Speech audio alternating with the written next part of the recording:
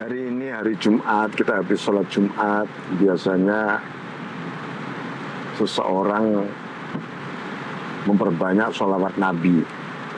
Nah, apa urgensinya sholawat Nabi dengan kehidupan kita sehari-hari, dengan modernitas, dengan rasionalitas? Rupanya sholawat Nabi ini tidak sekedar sesuatu yang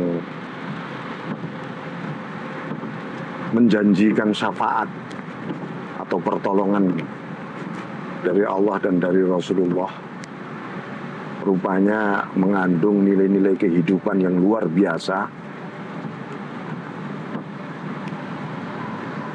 Kira-kira dalam keseharian Anda, ya ada yang bekerja, ada yang kuliah, ada yang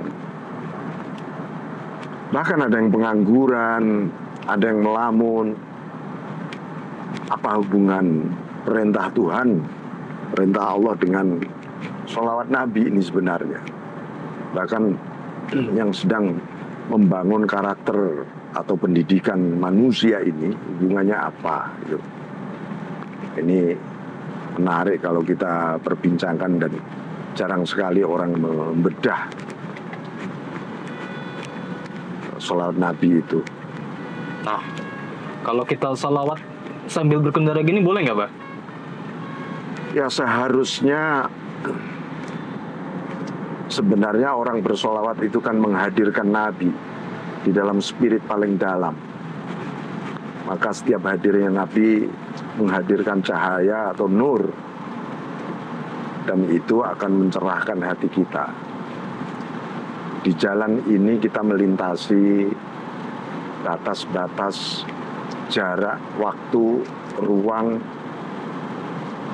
dan kita menuju satu tujuan tertentu di dunia ini. Sementara ada sesuatu yang tak terhingga yang harus kita lampaui, yaitu hadirnya Nabi. Maka usahakan setiap sepanjang jalan ya bersolawat agar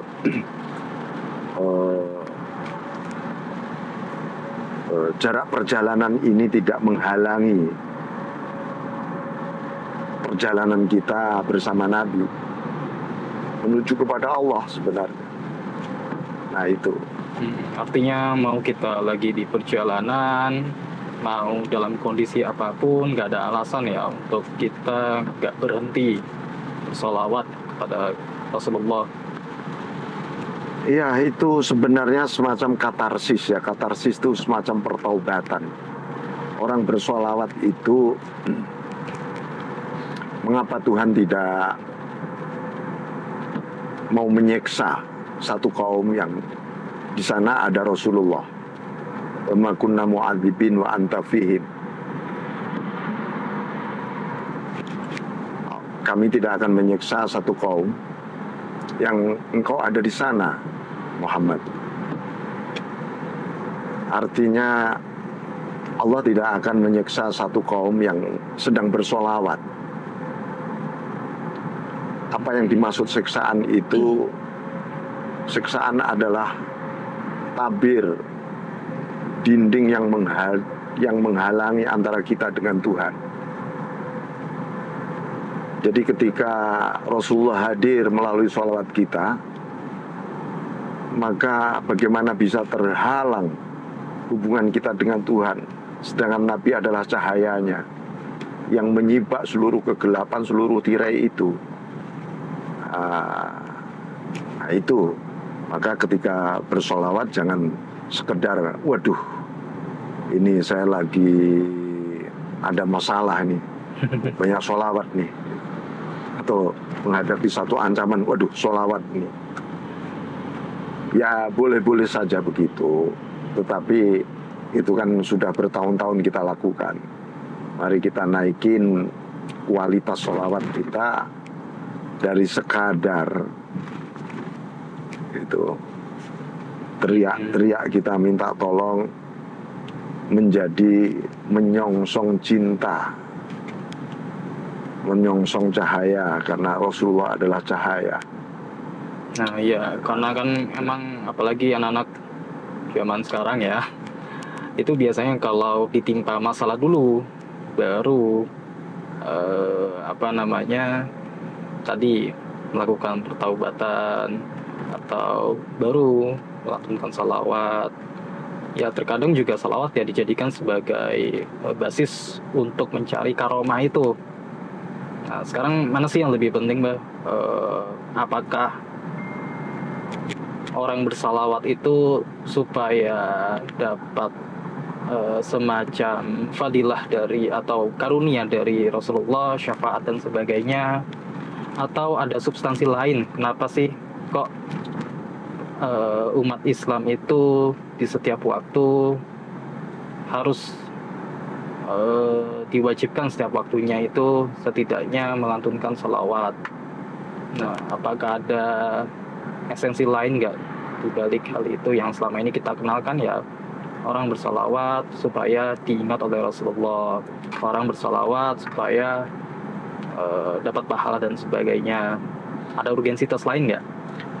Ada yang lebih esensial dari itu semua, bahwa ketika kita bersolawat sebenarnya kita sedang menjenguk esensi kita yang sesungguhnya. Apa esensi kita yang sesungguhnya? Nur Muhammad. Jadi ketika kita bersolat sebenarnya kita ya sedang melihat diri kita, sadar, oh ada aku yang sesungguhnya. Seluruh makhluk ini tidak pernah lepas dari selubung Nur Muhammad. Jadi ketika seseorang itu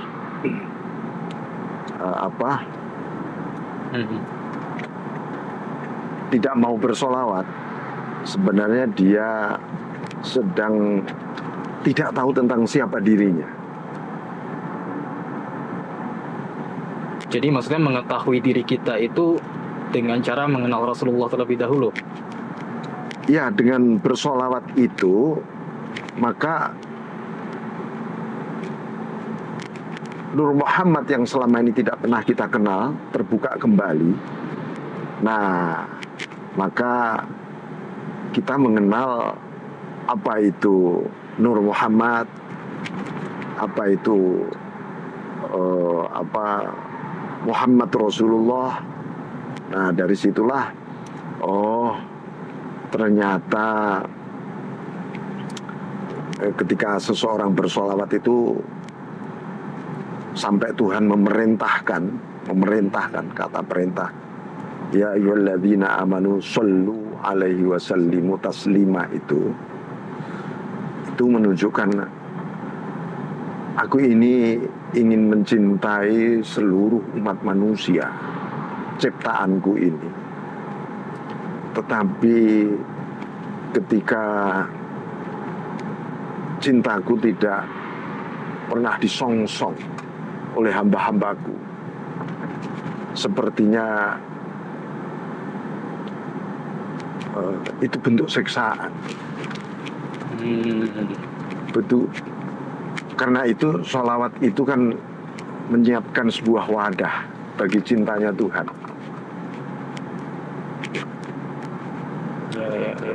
Nah, kata Muhammad itu artinya yang terpuji, bahwa Nur Muhammad itu isinya adalah seluruh rahasia keparipurnaan sifat dan asma Tuhan yang diekspresikan dalam akhlak Rasul, dan itu yang harus kita teladani. Kalau kita tidak bersolawat, maka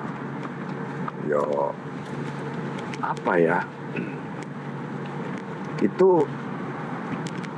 sepertinya bentuk sombongan yang luar biasa, apalagi anak-anak muda.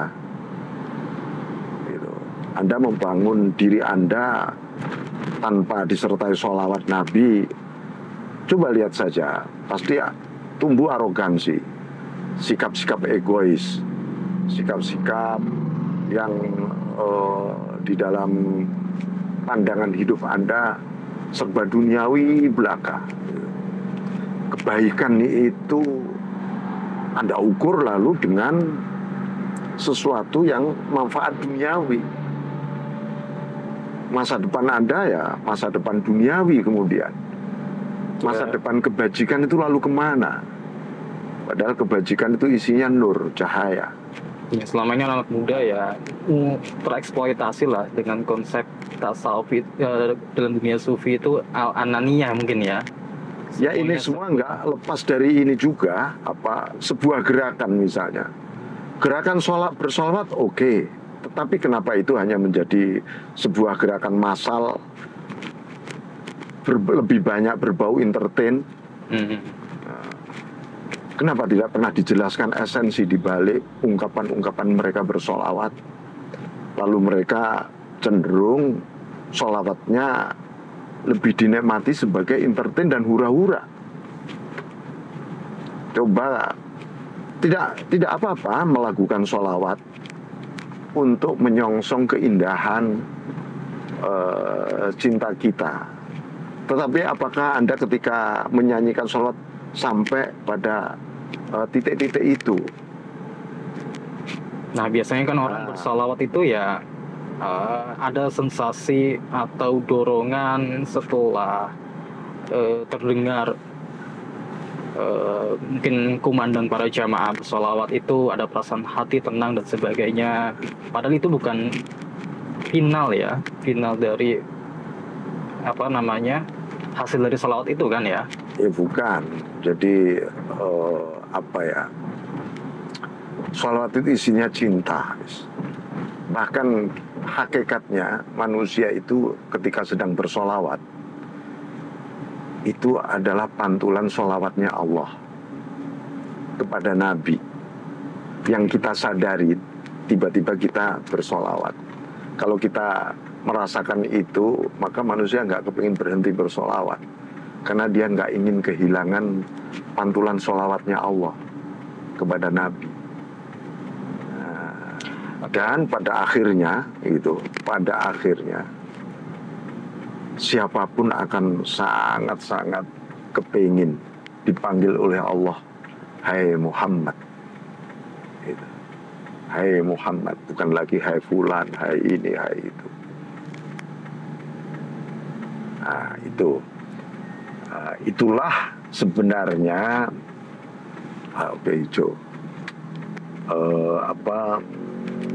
betapa urgennya bersolawat. Bahkan mungkin suatu ketika perlu dirumuskan membangun peradaban berbasis solawat itu seperti apa. Membangun karakter pendidikan berbasis solawat itu yang bagaimana. Bukan membangun peradaban kemudian lalu yang terbayang adalah hadroh, gitu. Makanya kalau membuat ritmis lagu, nada tentang sholawat Nabi, memuji Nabi, ya sesuai dengan isinya, kandungannya. Jangan lalu kita carikan lagunya lagu dangdut gitu misalnya. Maka ketika bersolawat orang ingat lagu aslinya, dangdutnya. Itu misalnya itu ya. Ya, jadi masih banyak ya orang yang istilahnya gurur atau terjebak dalam nuansa romantisme ketika ketika bersalawat atau ketika bermunajat dan sebagainya. Itu mungkin nanti kita akan ulas lebih dalam lagi. Ini karena ini vlog santai. Jadi nanti buat kawan-kawan, jika ada pertanyaan-pertanyaan yang menarik atau yang berkaitan dengan problematika sehari-hari, nanti bisa dijawab oleh Abah dengan pendekatan dunia tasawuf itu seperti apa. Atau mungkin ini pertama kali juga nih ya, Abah ya. Ini kita vlog basisnya dengan pandangan-pandangan sufi. Ya, ini kayaknya belum ada yang podcast atau vlog di mobil Ya, kita mencoba membawa dunia sufi untuk naik kendaraan ini. Tapi kalau kita kan sedang menuju satu tempat tujuan, sedangkan tarekah sufi itu adalah kendaraan juga, tapi sedang menuju kepada Allah. Pada akhirnya di sana, jangan pernah hati kita tertidur sementara akal, mata, fisik kita sedang berjalan. Itu sama dengan, itu menyakitkan, sangat menyakitkan. Oke, saya kira gitu ya.